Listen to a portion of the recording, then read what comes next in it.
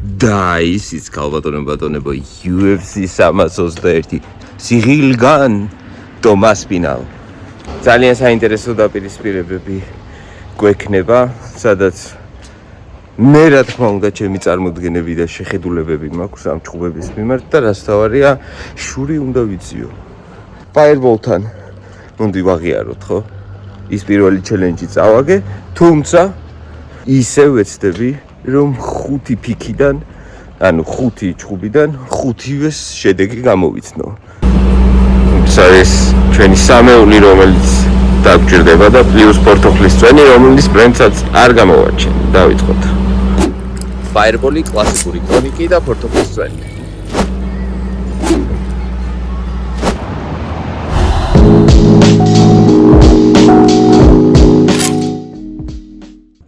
პირველი რაც ამ ქარდზე თვალში მოხვდა იყო კლეინის და რებეკის ჩხუბი. რებეკი კაი ესეთი არის, ნაჭიდავებია, კაი ზიანი აქვს მიღებული და კლეინსაც არ ქონდა ესეთი გადასარევი ჩხუბები, გამროთთან წააგო თუ არ ვწდები კი არა და არ ვწდები. გამროთთან წააგო, მაგრამ გამროთი ძალიან მაგარი მოჭიდავეა. გამროთს შეუძლია რომ ძალიან ეფექტურად მოახდინოს აგრესიული ჭიდაობის თავზე მოხვევა რა. იმაზე, ვისაც არ აქვს ეს სკილები, არ იციან ჭიდაობა, მაგრამ რებეკის ეს უნარები ჩემი აზრით არ გააჩნია და მისი სტრაიკინგი არის ძალიან პროგნოზირებადი რაღაც რა. და კლეინს კარგი თვალი აქვს. სხვათა შორის კარგი დარტყმაც აქვს და გამროთთანაც ნუ უბრალოდ ხო ხდებით რა, როცა ჭიდაობა არ იცი და ვიღაცა მიცის, ამაზე რამდენჯერ გულაპარაკია. ამ დროს ეკარგება თითქმის აზრის ჩხუბს და რებეკი აქეთ-იქით ვერ ათრებს და თუ ათრია და ძალიან გამიკვირდება. ასე რომ ჩემი პირველი ფიქი იქნება კლეინის გამარჯვება რებეკის წინააღმდეგ.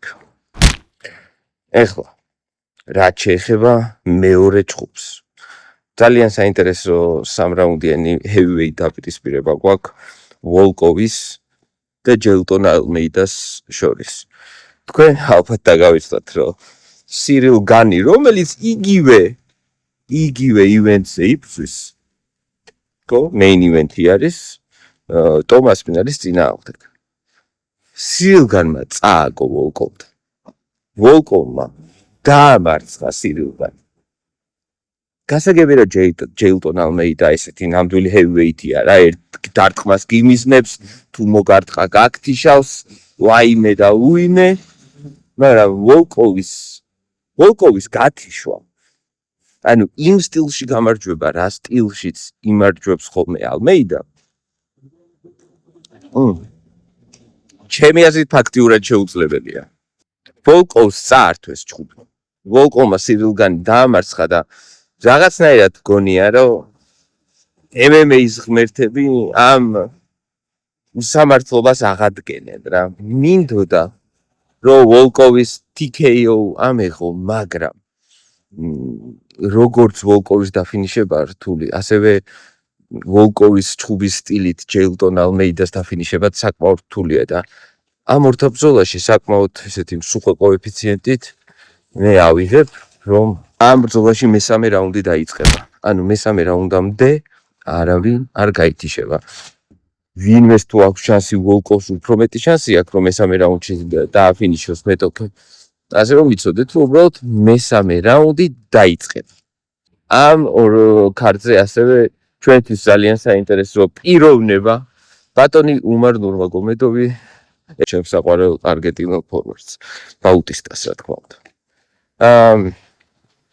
დაუბრუნდა ისევ უმარი თავის ასე ვთქვათ ჟანრს, ანუ სამრაუნდიან ჩხუბებს.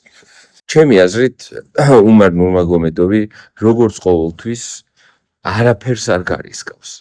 ჩემი აზრით უმარ ნურმაგომედოვი როგორც ყოველთვის იქნება ძალიან ფრთხილი და როგორც ყოველთვის ვითომ სტრაიკინგის და მერე სინამდვილეში ჭიდაობის ხარჯზე 30-27 მოიგებს ამ ორთა ბრძოლას.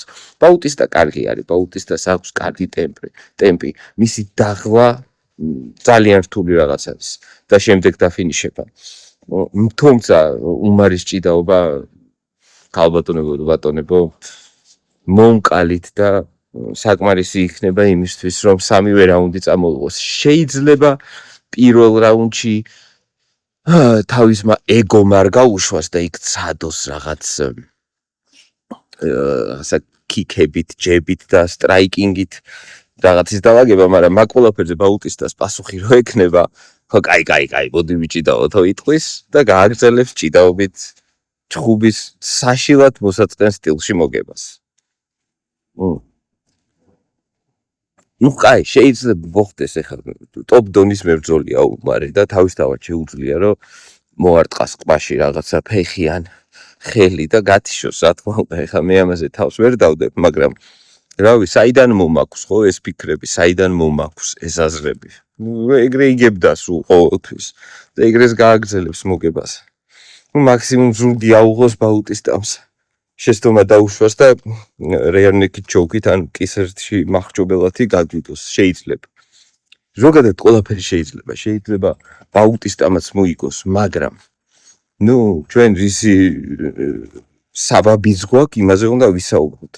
ასე რომ ამ ორთაბრძოლაში მე ავიღებ უმარ ნურმაგომედოვის გადაწყვეტილებით გამარჯვებას, რომელსაც საკმაოდ ნორმალური კოეფიციენტი იქნება. კიდევ და რას თავარია, ჩვენ უნდა დავაფასოთ და იმედი ვიქონიოთ, რომ ტომას პინალი ისევ ის ტომას პინალი იქნება და მას არ ექნება რაღაცა ტრამვები და რაღაცა არასპორტული მიზეზები იმისთვის, რომ ამ ჩხუბში საუკეთესოდ არ გამოიყურებოდეს. თქვენ წარმოგიდგენიათ ეს ჩხუბი ტომას პინალმა რო ვერ მოიგოს. ანუ ჯონ ჯონსის ყბიდან რა მოვა ხალხო? ჯონ ჯონსის ყბიდან რა მოვა? თქვენო ბიჭო, ვისთან ვითი მემუქრებოდიო, მეო სირილ განს რა უქენიო და ტომას პინალმა სირილ განსაც ვერ მოუგო, რაზე მელაპარაკებოდით საერთოდო. გადაგვივლის და ღირსებიც ვიქნებით. ასე რომ ტომას პინალის ხელთ ახლა მხოლოდ მისი რეკორდი არ არის და მხოლოდ მისი საჩემპიონო ორთაბრძოლა არ არის. ჩვენც ვინც და მე პირადად კი მგონია რომ ჯონ ჯონსი გაექცა ტომას პინალს, ჩვენი იმიჯიც არის, იმიტომ რომ ძალიან სასაცილოდ გამოჩნდებით ქალბატონებო და ბატონებო სირილ განმა რომ ასპინალს მოუგოს. ასე რომ მე მგონია ასპინალის გამარჯვება ამ ორთაბრძოლაში ზედმეტად ძლიერია, ზედმეტად სწრაფია. აი ეს ორი რამ, სიძლიერე, სიდიდე და სისწრაფე არის ძალიან ბრუტალური კოქტეილი MMA-ში. ჩემი კოქტეილი არც ისე ბრუტალურია, მაგრამ ძალიან სასიამოვნო. სადაც კიდევ ერთხელ შეგახსენებთ, რომ არის ფაიერბოლი, კლასიკური ტონიკი და ფორტოხის წვენი. აი ეგეთი კოქტეილი გამოდის. ისეთ კარკასიაზე მომიყვანა, ხა რომ ვერც არ მოიწვია. ერთი სიტყვით დიახ, ტომას პინალი პირველ ან მეორე რაუნდში ჩემი აზრით დააფინიშებს სირილ განს. შეიძლება რომ ფეხზე ატკინოს და ძალიან კარგი ჯიუჯიტსუ აქვს. და დიდი შანსია რომ უკვე გათიშუ სირილ განს შემდეგ მტკივნეული ილეთით მოუგოს. და სირილ განის ბოროური ჩხუბი რა იყო? ეს იყო სირცხვილი და თავის მოჭრა. მოკლედ განუსთან ჭიდაობით წააგო. ჯონ ჯონსთან ასევე მახრჭობელათი და ჭიდაობით წააგო. გამოვიდა ვოლკოვთან და ეგ ჩხუბი ესე აიღეს და აჩუქეს. ძალიან დიდი რობერი იყო ეგ ჩხუბი და ეხლა ჩხუბობს ხალხის ჩემპიონთან, ტომას პინალთან. იმსახურებს გათიშვას და ტომას პინალი იმსახურებს გადასარევ ნოკაუტს და მის პირველ დაცულ ქამარს. ასე რომ წარმატებებს ვსურვებ ტომს და ძალიან მინდა რომ პირველ ან მეორე რაუნდში გათიშოს რა. ერთი სიტყვით. ჩვენი პიკები არის, ჩვენი რა, ჩემი კლეინის მოგება. ვოლკოვი ალმეიდაში რომ მესამე რაუნდი დაიწყება.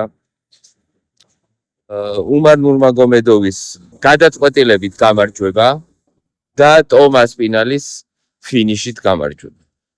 გადახედეთ, გადმოხედეთ თქვენი აზრით დაამატეთ ესე ნუ 5 არ გამოვიდა ეხლა რაღაცის მოგონება არ მინდა ეს 4 მჯერა და ამ 4-ს ავიღებ რა. საკმარისიც არის. ნახოთ ჩვენ კვირა საღამოს ვიქნებით პირდაპირ ეთერში კლუბ 4-ში და მეც რა თქმა უნდა კაკის კორნერზე ჩავწერ ვიდეოს და შევაჯამებ ამ ივენტს.